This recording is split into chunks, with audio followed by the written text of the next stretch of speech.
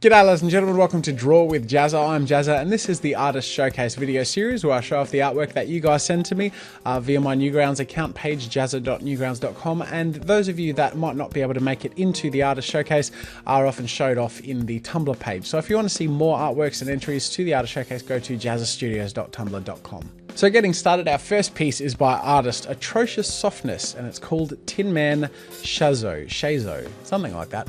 And the thing that stands out first and foremost about this piece is the way it's framed and the way the warped image kind of, it's hard to explain, but it really pulls around the perspective and it's really quite effective. It is a traditional piece which has been photographed, and you can see the colors of the book behind it, which normally I would encourage someone to crop it a little better and just have the image itself in the image, but for some reason I really like just a little bit of color around the edges. I'm not sure why, but it works very well. Otherwise, the piece itself is well shaded and well drawn. I like the hard edge outline around the robot character itself. Overall, it's simple and effective and uses the things that it's trying to communicate and guide the eye with in a very effective manner. Our next piece is by Phoenix Conrad and it is called Jason Statham, and this is, if I ever saw one, a fantastic example of simple but efficient and effective painting strokes. I really like the feeling of this painting. The strokes are really minimal and simplistic but so smooth and so effectively used. The skin tone is constantly different. There's not just one tone for a mid-tone, a tone for a highlight and a tone for a shade. We have some yellows up at the top. We have a bit of a mix of sort of red amongst the shadows on the bottom side of the arm and the torso. The anatomy of the piece is extremely effective. The rim lighting really makes the image pop, but the way it's been pulled off is just phenomenal, and it's a really great example of some efficient digital painting. Great work. Our next piece is by artist No Concept Chris, and it's called It's Just a Dog. It seems to be just a dog. It, I believe, is a traditional picture, which when it's hard to tell if something's a traditional image or if it's digital, that's generally a good sign for me, because it means A, it's either traditional and it's been optimized extremely well, or B, it's digital and it's been stylistically portraying a medium which is very difficult to do in a digital medium. So fantastic work. The line work throughout this image in the way it mixes to create the shadows and to leave space for the highlights and create a really interesting silhouette. It's all very effective. I love the seeming randomness and real roughness to the lines you get at the same time. Did I just say roughness? Rough, because it's a dog. Get it? God. That was terrible.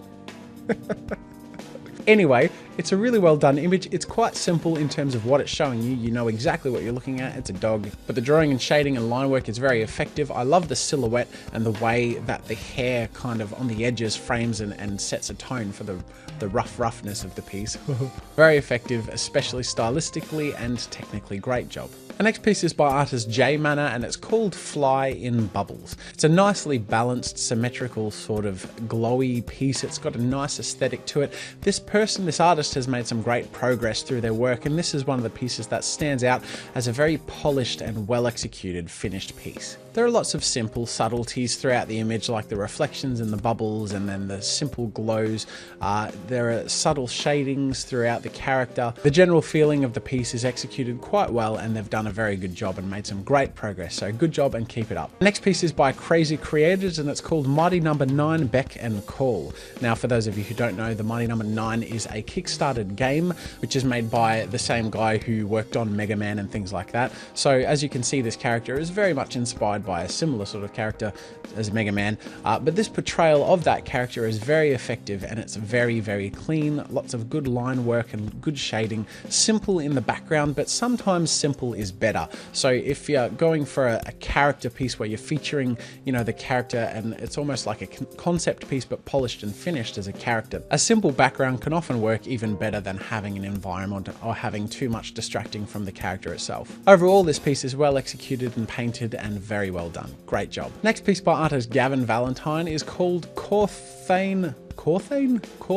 Mystic. This piece features lots of different textures and environmental features. We've got grass, we've got stone, we've got leaves, we've got sky, and we've got mist, and we've got water, and it's all represented in a very effective manner. I really like the painterly style and feeling of this piece. It feels very natural, which is great because that's what the scene is really. And yet at the same time, it effectively holds the aesthetic of magic and wonder, which is very, very well done. This artist is great. They've been featured, I think it was last week, so make sure to check out their work on the Newgrounds art portal as well. Our next piece is by Matthew, or Death Ink, and it's called Dojo. This is a landscape image featuring something of a Chinese sort of environment, and it's a very, very effective piece. I really wish there was a higher resolution in the online version itself. It seems like it would easily fit in like a video game sort of setting, like, you know, those Street Fighter sort of things, Tekken or whatever, you know, where we have the front flat sort of area, but it sprawls out to a very rich environment with 3 dimensions and lots of depth to it.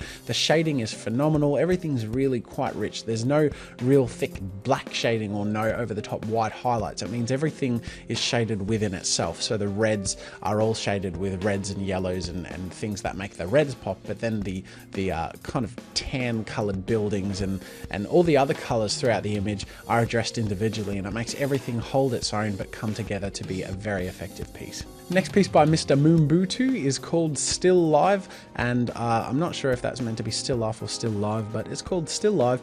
It's done in Photoshop, and it is a still life piece of some fruit and a tin. Now, as simple as that sounds, it would be quite difficult to pull off, and the way that they have effectively pulled off the different textures, for example, the reflective nature of the tin, as well as the matte surface of the pears and the glossy surface of the apple, the way things kind of reflect off each other. We can see some reflection of the apple in the tin, and everything, the highlights and the shading, everything's subtle, and you can tell has been focused on quite closely, and they've done a very effective job. Great work. The next piece by Ghost Bullet is called Futuristic Tragedy. Now, I am not sure how this artist did the water, but they did an amazing job. It's almost 3-dimensional, the way the water is rippled and reflects the lights and the glows of the image throughout, but it's very, very effective. And on top of that, it's apparently this artist's first ever Photoshop painting where they used actual coloring and a graphics tablet. So that's very impressive, and those things are in conjunction. First of all, the very, very effective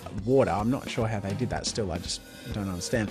And the fact that it's their first digital painting with a digital tablet in Photoshop is very impressive. They deserve a commendation. Fantastic work. Keep it up. And our final piece and feature of the week is by The Silent Dane, and it's called Mana Crystal. Now, this piece just hits me with nostalgia. It feels like a portrait that might be on Baldur's Gate or Icewind Dale. It's just got that really nice professional polish to it with the real hand-touched feel of oil and on canvas. You know, the lighting throughout the image is represented really well. The materials feel like those materials, like the armor and then the cloth. The glowing of the stone is well done, but it doesn't seem like it's been represented over the top through filters or overlays or anything like that. It just feels like it's been good old hand painted, and it's extremely effective. The balance of colors work really well with each other. The bronzy gold throughout the armor, which takes up a majority of the piece, is complemented very well by the really sort of rich pale blue of the cloak, and then the misty grey blue clouds in the background. This piece is just fantastic, and I'm a sucker for medieval stuff, but this artist is also fantastic, so make sure to check out their work on newgrounds.com, as well as the other entries to the Artist Showcase on the Tumblr page. That's it for today's Artist Showcase, ladies and gentlemen. Thank you for joining me, and thank you everyone who has submitted their work. We're seeing some absolutely fantastic artworks through this showcase series, so I look forward to continuing doing it and seeing more. If you want to send in your artwork, make sure to stay tuned for the post roll where you get some instructions on how to do that. Otherwise, until next time, ladies and gentlemen, I will see you later. Do you want a chance for your artwork to be featured in the next showcase video? Upload your artwork to the art portal on newgrounds.com. Send me a link to your artwork by going to jazza.newgrounds.com and click Send a Private Message. Make sure to include the word showcase in capital letters in the message title and give me a link to your piece of art. Please be considerate of my time by submitting no more than 1 image per week to the Artist Showcase, and make sure it's on newgrounds.com. Thanks for checking out this week's showcase. I look forward to seeing your art in the future.